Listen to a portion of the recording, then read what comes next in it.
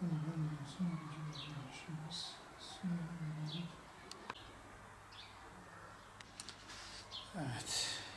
Bismillahirrahmanirrahim. Elhamdülillahi Rabbil alemin. Salatu vesselamu ala seyyidina Muhammedin ve ala alihi ve sahbihi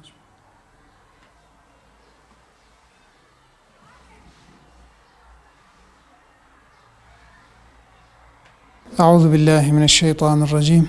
Bismillahirrahmanirrahim. Elhamdülillahi Rabbil alemin. Ve salatu vesselamu ala seyyidina Muhammedin ve ala alihi ve sahbihi ecmaîn. Fitre, Ramazan ayında her bir şahsın vermesi gereken bir miktar sadakadır. Tabi fitrenin verilmesi vaciptir, farzdır. Buna mesela fıtır sadakası deniliyor veya zekatül fitre deniliyor. Yani fıtır zekatı, fıtır sadakası deniliyor.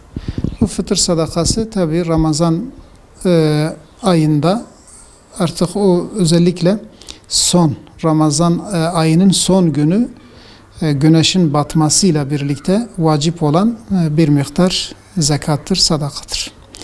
Zekat ise mal sahiplerinin malında verilmesi gereken bir miktar zekattır, sadakadır. O da tabi her bir malın kendine göre bir nisabı vardır. Yani bir miktarı vardır. O miktara ulaşırsa şayet bazı mallarda bir de bir yılın geçmesi lazım. O şartlar yerinde olduğu zaman mal sahibinin, varlıklı kişinin, zengin kişinin vermekle yükümlü olduğu bir miktar artık sadaka diyelim veya zekattır. Yani ona zekat diyoruz biz. Mesela diyelim ki koyunu vardır adamın. Bu koyunların nisabı miktarı işte 40'tır. 40'tan aşağı olsa zekat düşmez. 40 ve daha fazlası olursa o zaman zekat düşer. Artık o da miktara göre zekat verilir. Diyelim ki 40'ta bir koyun verilir. Ziraat sahibi, ziraatla ilgilenen kişi mesela eğer Şafii mezhebine göre buğday, arpa, mercimek, fasulye, pirinç, nohut gibi şeylerle eğer uğraşıyorsa bunların da mesela zekatı verilir.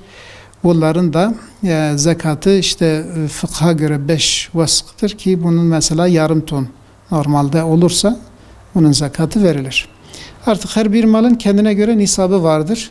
Ticaret malının aynı şekilde paranın mesela para 80 gram altın değerinde olursa ve bir yıl kadar kişinin yanında kalırsa bunun zekatı verilir.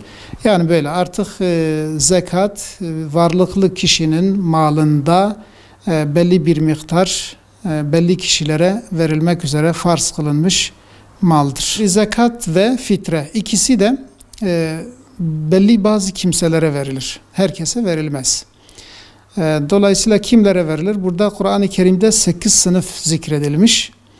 Bu 8 sınıftan var olan kim olursa zekat onlara verilir, fitre de onlara verilir. Mesela onlar kimlerdir? Fakirler, miskinler. Tabii fakir ve miskin arasında şöyle bir ince fark vardır. Hani fakir hiç geliri olmayan kimsedir. Miskin ise yani geliri ona yetmeyen kimsedir. Mesela diyelim ki aylık bir kişinin maaşı en az diyelim 2 milyar ona yetiyorsa bu adama diyelim ki 1-1,5 gelir. Diğeri mesela eksik kalıyor ve ihtiyaç sahibi oluyorsa ona verilir. Genelde zaten fakir ve miskinler var şu anda günümüzde. Mesela bir de borçlulara da verilir. Mesela adam eğer halal yolda borçlanmışsa ve borcunu veremiyorsa ona da zekat verilir. Tabi eskiden müellefe-i kulub vardı. Yani kalplerini İslam'a ısındırılmak istenen kimseler, onlara da verilir. Günümüzde belki bazı yerlerde bulunur, bazı yerlerde bulunmaz. Onlara da verilir. Yolda kalmış yolculara, yani onlara da zekat verilir. O da ihtiyaç sahibi olursa. Normalde belki zengindir ama yolda kaldığı için, gerçi günümüzde böyle şeyler olmaz ama eskiden vardı. Bir kişi eğer sefere çıktıysa ve onun mesela parası bitmişse ona da kendi memleketine veyahut gideceği yere ulaşacak kadar kendisine zekat verilirdi. Bunlara zekat ve bir de zekat memuru var. Zekat memuruna da verilir.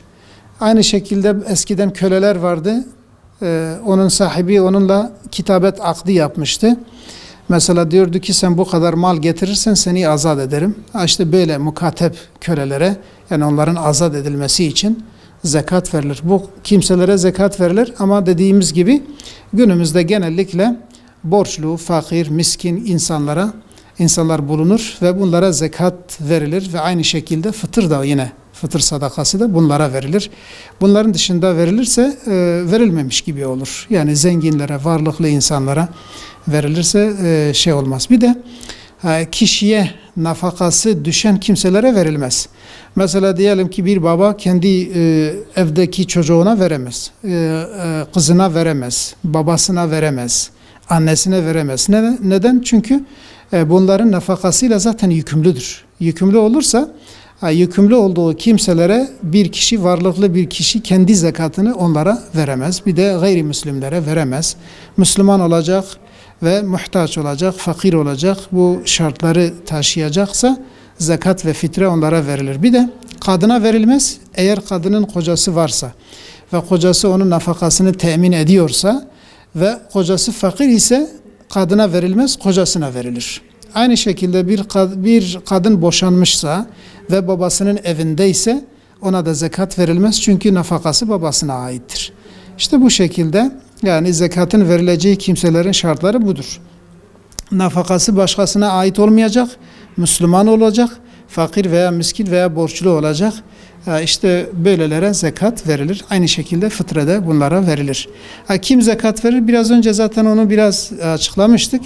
Mal varlığı olan kimse zekat verir. Bu da bu şartla.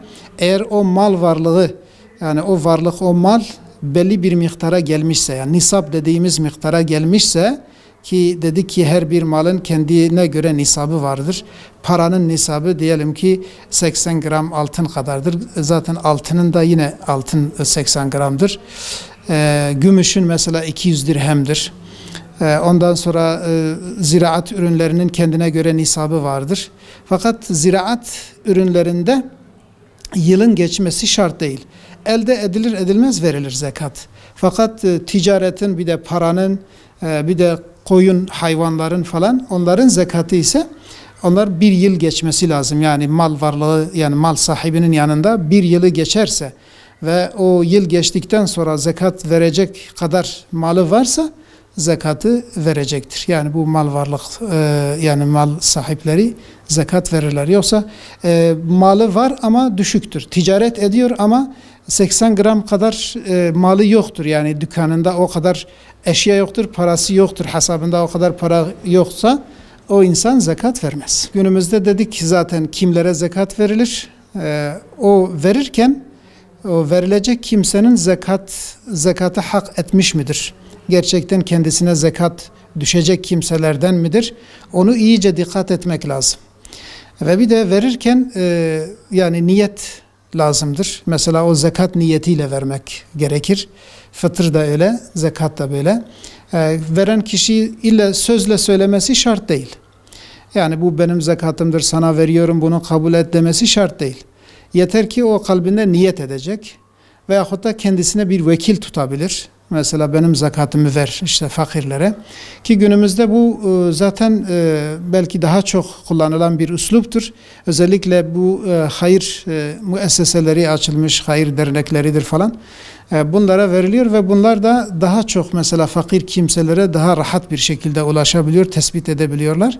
Dolayısıyla en muhtaç kim ise zekatı ona vermek lazımdır. Ona dikkat etmek lazım ve dolayısıyla zekatının yerini bulması şarttır çünkü. Yoksa zekatı onun boynunda kalır, burada mesul olur. Bizim hem kendimize yani hem de Müslüman kardeşlerimize yani tavsiye edeceğimiz bu konuda şunu söylemek istiyoruz.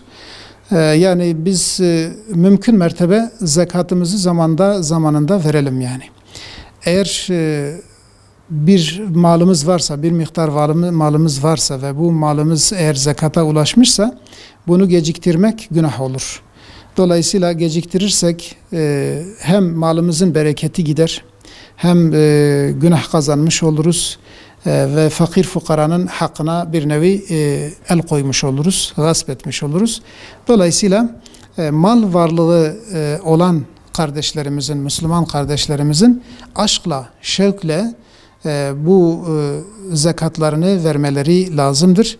Zekatlarını verirlerse fakirlerin gönüllerini alırlar. Fakirler onları sever, onlara dua eder. Fakirle zengin arasında bir muhabbet oluşur.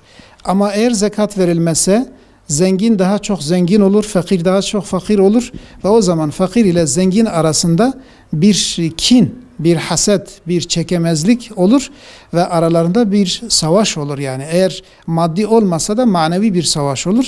Hiç birbirlerini sevmezler. Ama eğer zekat verilirse o zaman ne olur? Bir muhabbet ve bir sevgi oluşur, bir hürmet oluşur ve aynı şekilde mal da bereketlenir ve mal temizlenir ve mal daha çok yani fazla olur. Zaten zekatın bir manası da odur. Dolayısıyla ne yapmak lazım? Yani zekatı vermek lazım ve bir de zekatlarını verirken biraz önce de söylediğimiz gibi dikkat etsinler. Hatta eğer birçok zengin belki uğraşamıyor, kimseyi bulamıyor, bu hayır müesseselerini arasın, mallarını onlara versinler ve onları kendilerine vekil tayin etsinler. Bu şekilde daha çok böyle muhtaç insanlara zekatları ulaşır ve daha sevap kazanırlar, daha çok sevap kazanırlar. Dolayısıyla bizim yani bu hayır müesseseleriyle sürekli irtibat halinde olmamız en güzel şeydir. Gerçekten mesela onlar böyle arıyorlar, onların imkanları var.